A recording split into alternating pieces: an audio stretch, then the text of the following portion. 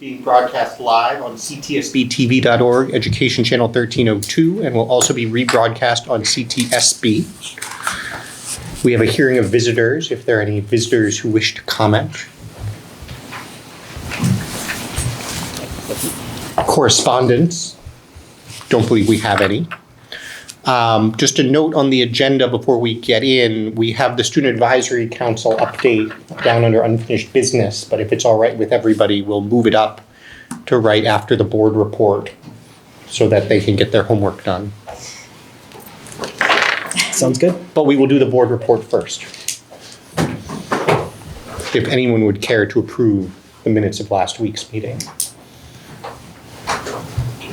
I move that we approve the minutes of the meeting of March 2nd. Second. All in favor? Aye. They are approved.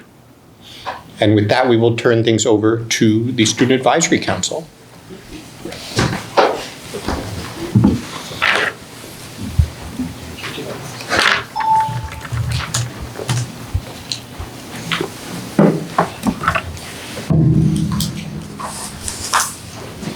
Oops.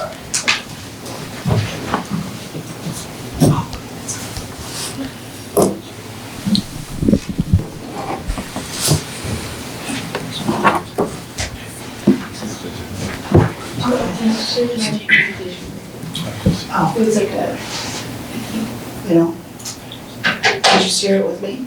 Or, Yeah, did you just send it? yes, I think I just, I'm so sorry.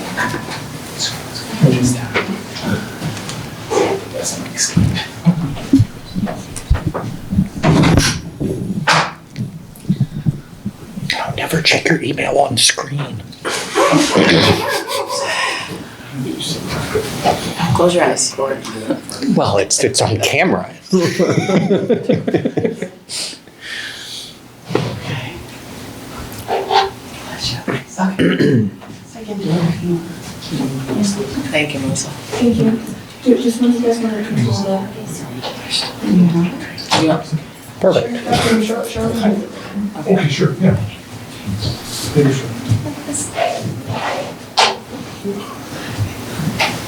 Hello, thank you all. I'm Greta, I'm the head of the Student Advisory Committee. This is... I'm Charlotte Silver. Libby. I'm Nathan. Fenton. I'm back there. And Libby's our vice president and Nathan's our secretary.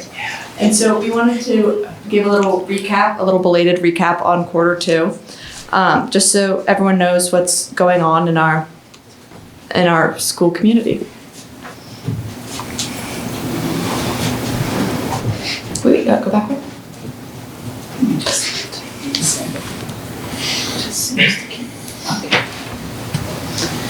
So we're going to start off with us.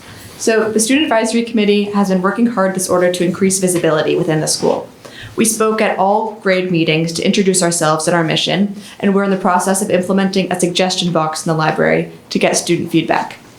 This Friday, we will survey the student body on technology use in the school.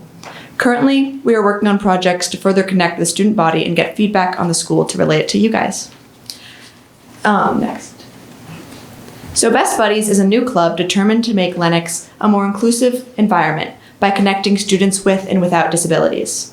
Recently, they had a hot chocolate social where club members came together to play board games and eat treats. Currently, they have about 18 members and are hoping to grow that number as the club gains speed. I'm the president of this club. It's really great. It always brings a smile to my face. Sorry. No worries. Is this the old cord? See, keep that there, maybe. Want to try it? Next is the Kindness Crew. So the Kindness Crew continued to spread positivity around LMHS in quarter two. They held craft pop-ups after school and at the LCC with the middle schoolers. They also introduced Kindness Kickball to the community center after school with the kids. Most notably, they created a treat trolley, which is pictured here, with goodies and coffee, and went around the school delivering them to the teachers. The chorus had their first performance in December, performing 5 songs including Winter Wish and Fog Canzona. They're a combined middle and high school group with 20 dedicated members led by music teacher Dr. Steckler. They are preparing for their spring concert with pieces like Aha's Take on Me and a Hamilton medley. The Lenox Dispatch released issue 2 of the Lenox Dispatch this quarter. Additionally, the Dispatch has nearly doubled its staff of reporters and artists since the beginning of the year and expanded from 4 pages to 8 pages. This change included the addition of a local business spotlight, a local nature spotlight, a crossword, and cartoons. And Nathan, who is a part of this club, has some newspapers for you guys. Awesome, thank you. Thank you. Thank you very much. Thank you.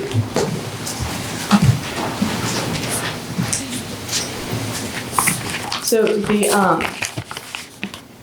just going to talk about the mock trial team. The Lenox mock trial team had 2 victories in their home county, winning against Monument and Pittsfield.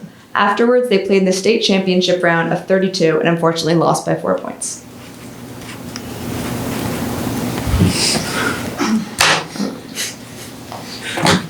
The Lenox High School robotics team placed 18th at their first competition at Abasat Valley Regional Vocational Technical High School, but earned the Innovative Award for their robot's fingers design. They bounced back in Springfield, finishing 3rd and qualifying for the Massachusetts State Championship in Boston. At a later court qualifier in Bennington, Vermont, they placed 1st and won 2 more awards, showing major improvement over the season. The Lenox debate team had another successful quarter. The LMHS team secured another victory against BART Charter on the topic, animal testing should be allowed to continue. Additionally, the debate team has received an increasing amount of interest from students since the start of the club earlier this year. In coming years, the debate team hopes to compete on a larger scale. Girls Nordic had their first regular season win as a team in 5 years. At states, they were able to place 5th and were only 16 points off 2nd. They also had top 20 skier Jane Elliott placing 14th. This year, their oldest skiers were sophomores, so they are hoping to continue this trend for the years to come. The boys Nordic had some consistent top finishers in regular season races. At states, they were able to secure 7th place with Everett Shepherdson placing 15th overall. It was overall a fun season, and they are working on summer waxing their skis to keep them safe for the next season. This year was a bit of a rebuilding year for the girls basketball team because they had so few players and very young players, but they ended up winning 4 games and almost beating Lee and Drury. 3/4 of their wins they beat in the double digits. They moved on to Western Mass, being ranked 5th and 12th in the state tournament. The basketball season was a learning experience for the boys basketball team. There weren't a ton of wins, but they were a very young team and improved a lot as the season went on. There were 2 young coaches this year who did a great job helping them develop and stay positive. Even though the record wasn't the best, they worked hard and built a good starting point for the future. The swim team had 5 kids from Lenox on the team. Their record was 9-2 for the boys team and 9-3 for the girls. They had 3 girl swimmers qualify for Western Mass, all 3 from Lenox, and 3 girls relay and 3 boys relay qualify. They raced at Western Mass on this past Sunday, and the girls placed an overall 11th place at the meet. They will not be going to states due to the kids attending the Paris trip, but they did have qualifiers for the states trip.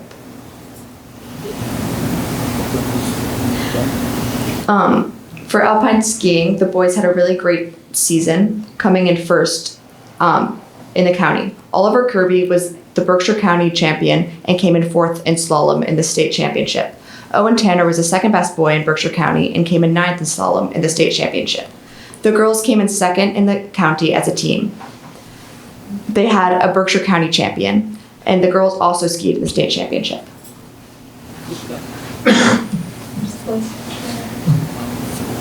The cast of Little Mermaid has been working hard for the past two months to learn lines, choreography, and music, as well as build a nautical set. Next week, the upperclassmen in the cast will be going to Moore's classrooms to give a sneak peek of the show. They are so excited to present their accomplishments at the performances on March 20th, 21st, 27th, and 28th. We invite you all to come. Thank you. Thank you.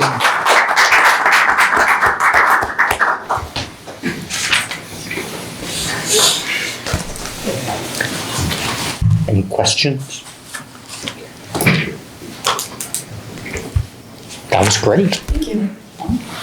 And we're very excited for the tech survey. Yeah, as are we. We have like a fun idea. We're doing like jars where they put their pom-pom in the jar of like the issue or question that they're like most interested in.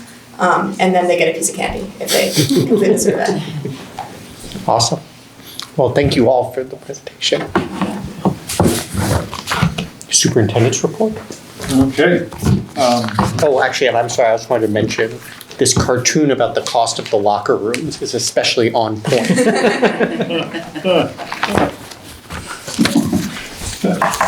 I've got some recognitions. Principal Kelly would like to recognize Tom Hines and the crew at Morris for the countless hours they've spent cleaning the snow, salting walkways, ensuring that staff and students can enter the building safely during the winter months. And Dr. Ames would like to do the same thing for Nick Salderini and the crew at LMHS. We have, as everyone knows, had an awful lot of snow, and it has added to their workload. And yet they've managed to keep the walkways safe, and all of the entryways, even the ones that aren't used because of fire code, need to be cleaned off every snowstorm, and they've done that well. We thank them. Additionally, Morris would like to thank Sean Kennedy because he continues to add murals in the hallways. The most recent in the kindergarten hallway, supporting early literacy.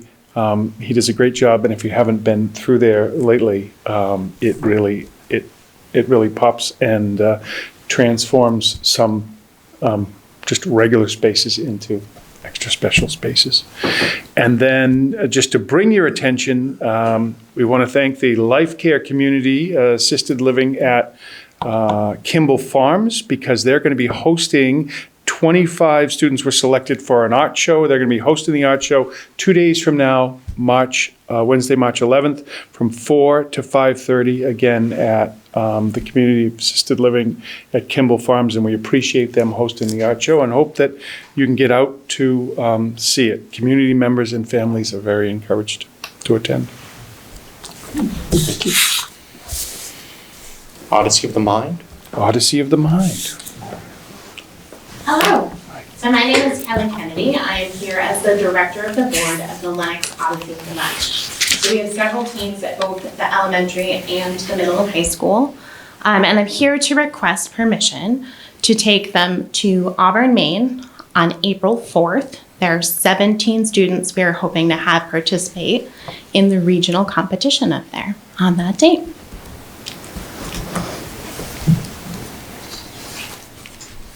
How many more students is it than we brought last year? Last year we brought 7. Wow. So last year we had 1 team. We worked to expand the program. This year we have 4 teams, 3 of which are attending. Right. Any other questions? Motion No. to approve their field trip. I read the request. I make a motion to approve the Odyssey of the Minds field trip. Second.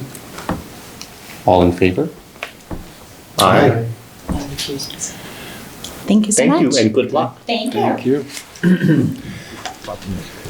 One abstention.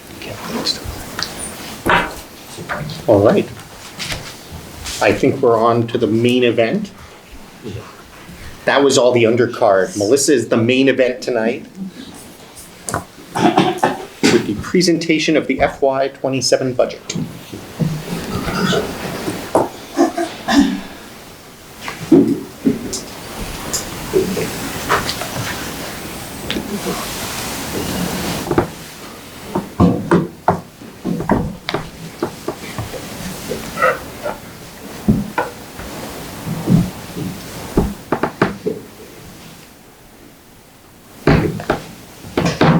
See, what if she just had what are called like slush fund?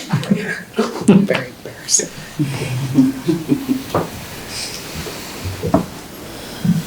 Okay. Thanks.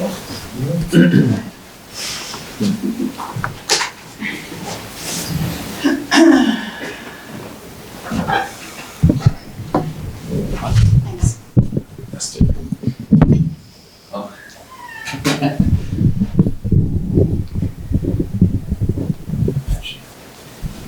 Okay. Hi, everyone. We're here to discuss the 27 operating budget again and give you an overview of where we are at this stretch in time. We're getting near the end. We have one more update to give you in 2 weeks. And we hope we continue to revise. And this is where we are right now. I should have said, just for newer committee members in particular, so Melissa gave the original budget presentation. We then saw the breakdowns by department. This is now the sort of revised, reconsolidated budget, and also a chance for any discussion that we want to have about it. Finance subcommittee will then meet with the finance committee next week to review and get their feedback. And then 2 weeks from tonight is the official public hearing of the budget, at the end of which we would typically vote to approve. So that's where we are. Thank you. Thank you. Go ahead. So the process is, as always, during these, time intervals in between, we make any revisions that we need to, adjustments. We, of course, record the variances so we could see where we are versus last year, and even the initial budget presented. We apply the revenue offset applications, but we keep looking at the fund balances to make sure that we are not taking too much to jeopardize the 28 budget process. And we're taking enough to help offset the operating budget costs to the taxpayers. And that gives us, we have the gross budget, which is before the revenues, the net budget after revenues. We add in the benefits, and then we have our appropriation request, which is the request that goes to the town residents at the town meeting in May for vote. So this is where we are right now. 2026 approved, we are at $16,293,000. Our initial budget was $17,742,000. This current budget is $17,746,000. A variance of 1.453, an increase of $4,400 from the initial budget presented. Total variance year over year, 8.92%.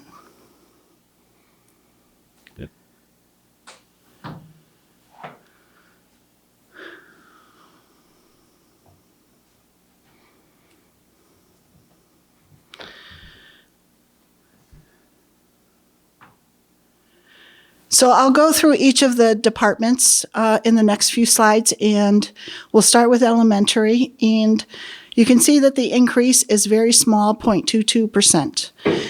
This is because of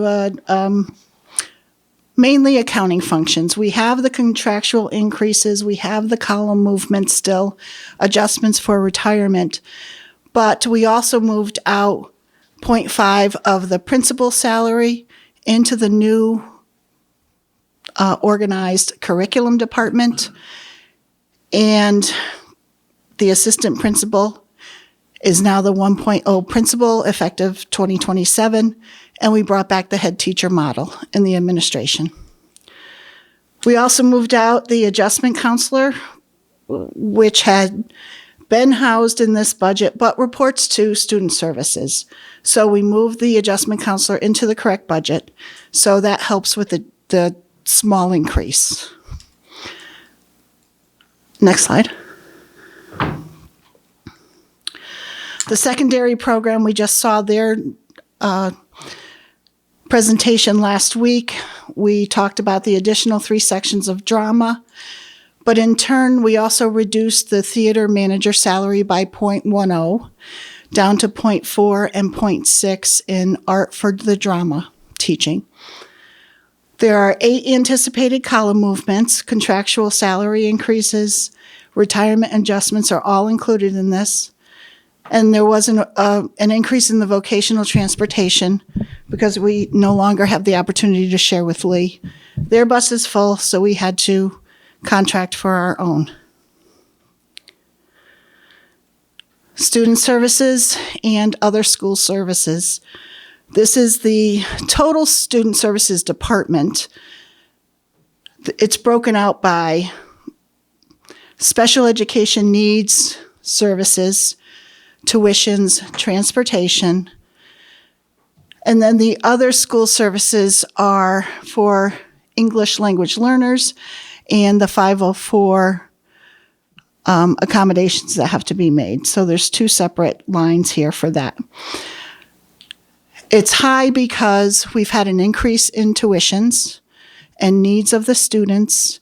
There was just a tuition increase in February, beginning this year and continuing on into next year, which is an adjustment in this budget from the last version shared with you. There's also the school adjustment counselor is in here, and the column movements anticipating 1, and contractual salary increases. So the increase is 24.26% in special ed for services and tuitions and transportation and salaries. The increase in the other school services is 3.39, and that's mostly contractual increases. It's important to note the tuition portion of this year over year is an increase of 68%. So all in, that's a separate line item within this budget, but that's creating the bulk of the increase, along with the accounting movement. So Melissa, how much of the 728 is the student needs increase? I'm figuring like it would probably be 3 or 4% baseline, move in the student adjustment counselor, and then pretty much the rest is student needs. Yeah. It's about $440,000. I have the exact number.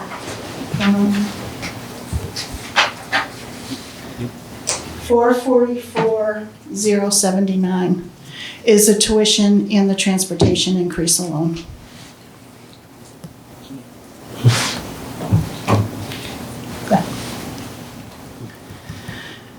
Technology and curriculum, our technology department, really the only adjustments, level service. We were able to see the decrease in our internet services beginning next year, but we had firewall fees that are no longer applicable to E-rate, so we are now paying 100% of that, not discounted any longer. And, oh, I printed it.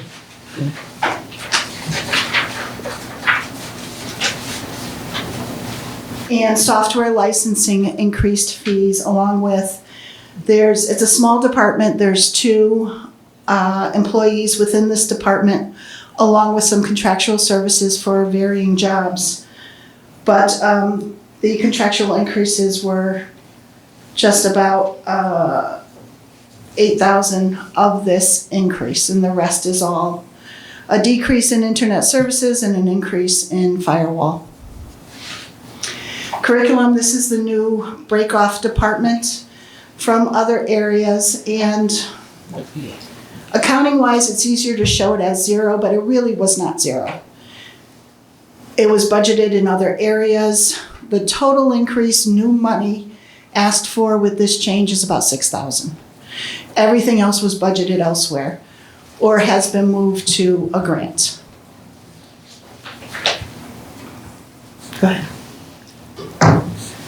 And then central administration and operations.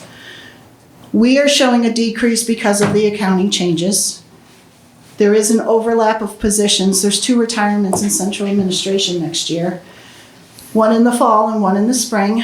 And those are all calculated for in this. But removal of the 0.5 curriculum director helped reduce the increase and made it a decrease. Operations and maintenance, very level service. utilities increases, supply increases, contractual increases.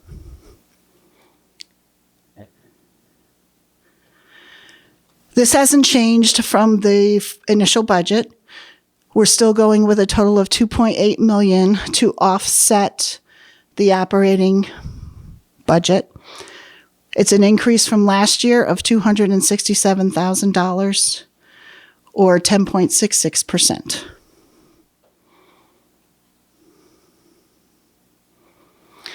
So this is where we are today. Gross operating budget is 17.746 minus the special revenue offset of 2.8 million equals a net budget of 14.923 million or 8.59%. But once we get here, we then have to add, go ahead. Thank you. We then have to add the non-discretionary benefits, anticipated increases. Anticipated because there are constant revisions that occur during the course of any month. Someone has a qualifying change in their life, they're eligible to come on board. Someone turns 26, they're eligible to come on board for benefits. So these numbers are fluid and do change periodically during the course of a year. So we have 128 active employees. The increase for that group is 356,000. 210 retirees. The increase is 184,000. Other benefits such as the Medicare portion that the employer has to pay and the life insurance that is contractual is 6674, I believe, as an increase.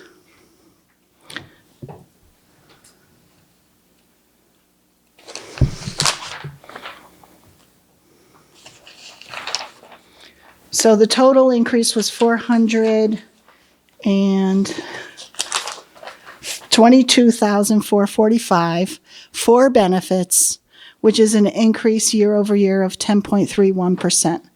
Now, we did see a decrease in Berkshire County retirement, and that retirement system has been assessing member districts because they want to be fully funded at a certain level. So for the past 10, perhaps longer years, they've been assessing all their member districts. And this is the first year it's decreased because they're getting close to their target to be fully funded and approved by PIRAC, which is the board that governs it.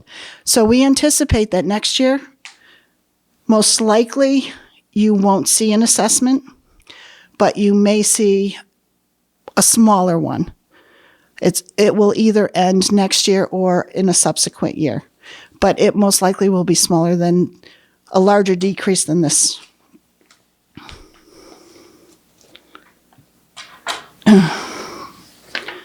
Next slide. Yep. So this is our numbers as a whole. Our 26 numbers are the first column after the description on the left. And our total appropriation request, which is the net budget plus the application of free cash plus the benefits equals the total appropriation. So we were at $17,689,000 last year. Our initial was $19,275,000. This current number is $19,242,583. 1.553 increase over 2026. Percentage of increase is 8.78.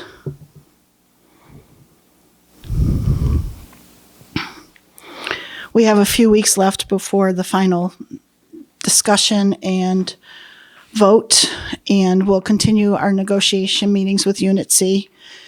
We'll review the special revenue fund balances. Circuit breaker is always changing. We are applying for extraordinary relief this year, and we will get approximately $69,000, our initial estimate is, to help offset with this year's expenses, but you get it this year and then you also get it next year.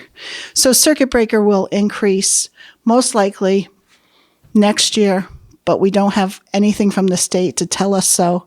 So that's why the number that I know is in there. And we'll keep monitoring personnel changes, retirements, column movements, new hires. If a new hire is brought on board, we'll know the salary. If I'm too high in the budget, we can reduce it. If I'm too low, we'll have to increase it. But we will do that until we can't do it any longer, then we figure it out after. And of course, we'll keep reviewing expenditures and adjust if necessary and where we can. That's it. Any questions? Great job. Thank you. These guys now, they can leave if they want to. Well, I don't know, maybe. Do your committee members know they can leave if they want to? They do. They really wanted to hear the budget presentation. Melissa, one question, just in terms of all of the categories we walked through, is there anything that's not in there? Like at a minimum, the reserve would be an additional category. The reserve is included in the administration budget, I believe. You're absolutely right. I will double check that. The bottom line number is right, but I'll double check where I put the reserve. Typically, when we put the budget into our accounting system, it's within administration. So it falls under school committee administration, reserve funding for salaries, contracted services, other expenses, things of that nature. So I will double check that.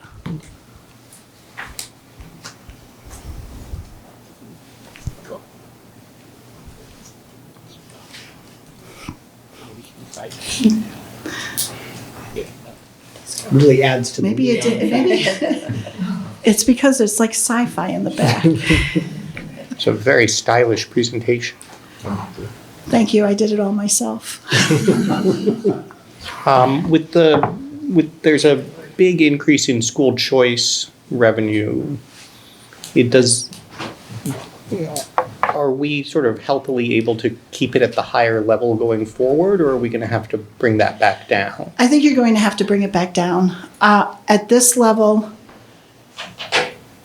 it still leaves some funding in the fund, and then we start with our new receipts next year, which would be probably about 1.9 million. So my estimates are you'd be able to apply, if numbers stay the same, about 2.1 to offset the budget. But I think that that's a good target. 2.1? Yeah, and then if you have years where you can tap into it if you need to, you can, but it shouldn't be a normal number because it is high.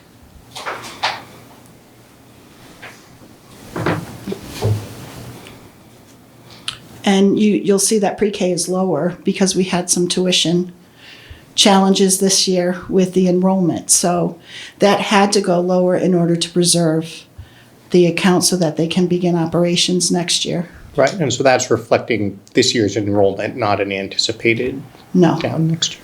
Hopefully next year that we build it up and the revenues start coming in just like they were, and then we can keep that level too. Mm-hmm. And based on the student services increases we're seeing this year, so circuit breaker is already jumping up significantly. It would presumably jump up again next year. Yes, and we've seen that over the years as it increases.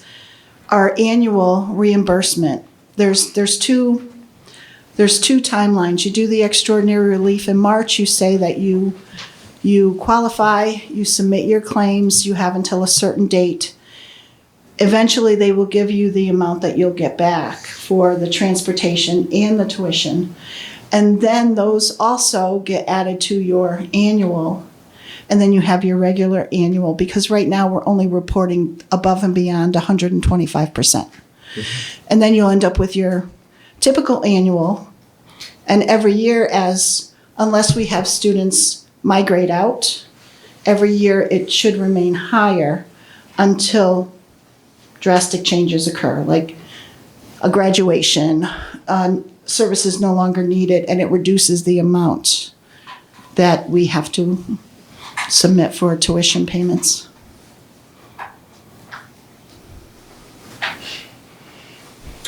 Do you track the average age and service of faculty and staff? We have it, and I do have it, but track it, no, but I can, if you're interested in that, I can I'm get just those. wondering if we see any significant change in the level of retirements coming in the near future. Since I can tell you my experience here, it has increased every year. Partly due to the age of employees, partly due to the pandemic. A lot of attitudes about work changed then, so that we saw some influx from that. And I used to have to budget for 1 or 2, and now it's typically 6. I think last year we were closer to 8 with all units, not just teachers, but paraprofessionals too.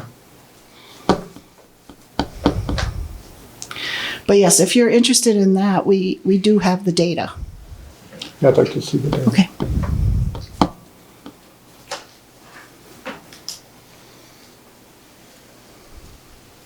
Any other questions? All right. Thank you. Thank you very much. Thank you.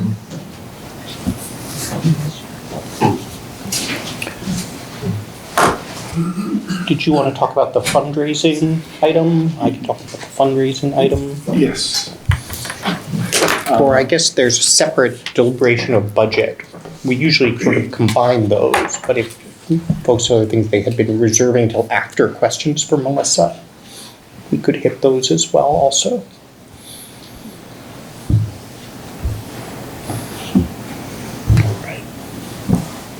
All right. Okay. So in a recent conversation with our general counsel, she suggested that moving forward at the beginning of every year that the school committee approve a blanket fundraising statement to be in line. And this came up because we were having some questions about our Odyssey of the Mind trip.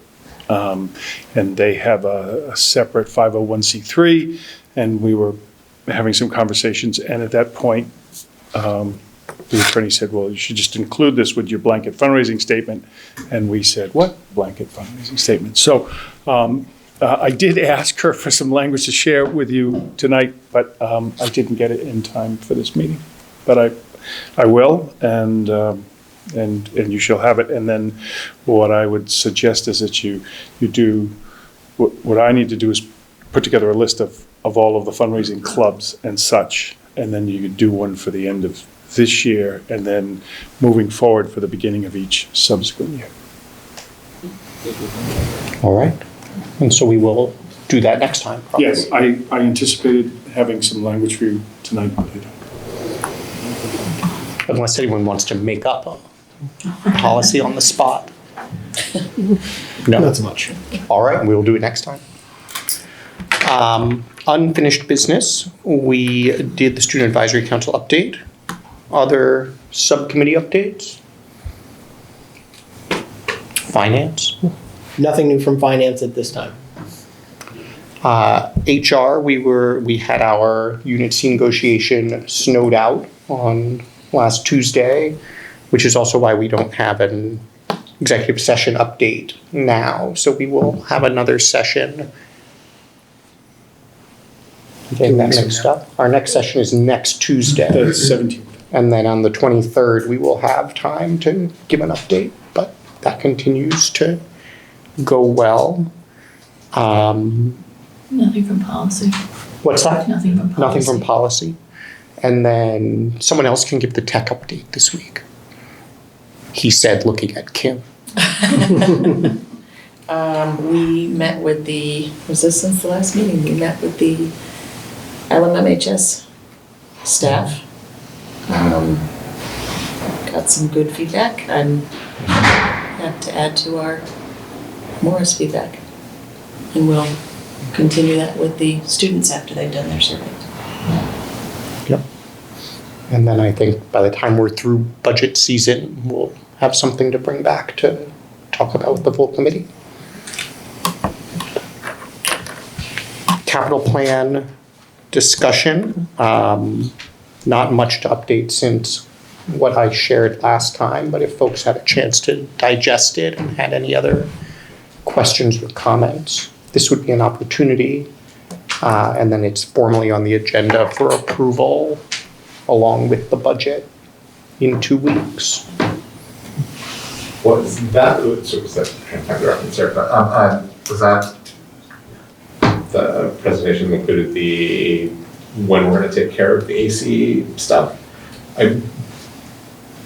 I was curious how we felt about it sounded to me when we're down to one AC unit in one of the places that doesn't have parts anymore, yet the plan for addressing that is out a couple years, how risky is that as far as the plan goes? Is it something we think will last that long? And I guess kind of why do we think it will last that long if it's on its last legs? It's a good question. I think the one piece is, as we have been doing, we can get replacement parts on the secondary market. There are, it's not like the next thing something goes wrong, it'll be dead. It's just it's at that stage where it's the next priority.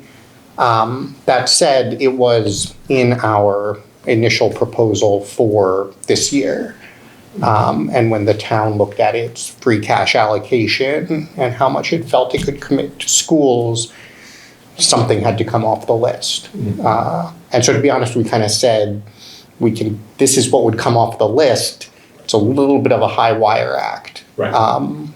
But that's where we are with it. Okay, so the getting a hold of parts on the secondary market hasn't been too awful, it sounds like it's not. Becoming increasingly challenging as the age goes on, and whoever else on the continent might be still using that antiquated air conditioning system is also vying for the limited number of parts. But yes. Okay. No, it's a very good question.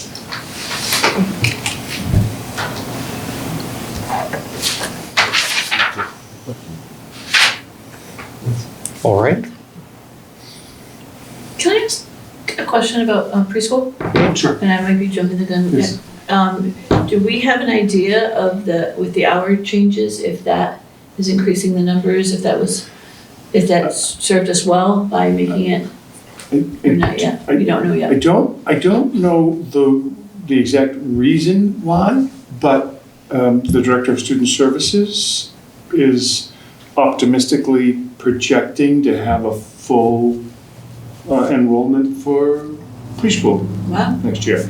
I don't know exactly what contributed to if it's the schedule change or the alternative, pickup spot to alleviate traffic or what, but the numbers increased. But right now it's looking, because what happens is the screening and then at some point they commit. Right. But right now, based on the interest, it looks like we will have a full, and we only anticipate, we've said that current school choice families would be able to tuition in a student, right? Right now, it looks like that might only be one. Because of the, so whatever is driving it, it works. it's yeah. Okay. Is it possible that the additional availability of affordable housing might be having an effect? I don't suspect so. We've got we've got some numbers from them, and while there are a number of preschool age students, I don't think that right now they've processed enough applications at the preschool level to have had a significant impact. I imagine that they will. But they will, I Yes. anticipate that. And it looks like there's another affordable housing project coming down the pipeline too. Correct, yes. Dr. Collins isn't a very good politician. What he meant to say is that ever since the administration adopted its WISE plan and the school committee wisely approved it, the shortfall in applications has disappeared and the program has returned to full strength. So That's what I meant to say. Clarence can draw whatever conclusions he wants to from that, but that is all factually correct. But thank you for that. Any other business? I do not have any other business. All right, well then we could adjourn. But not until someone makes a motion. I make a motion to adjourn. Second. All in favor? Aye. Aye. We are adjourned.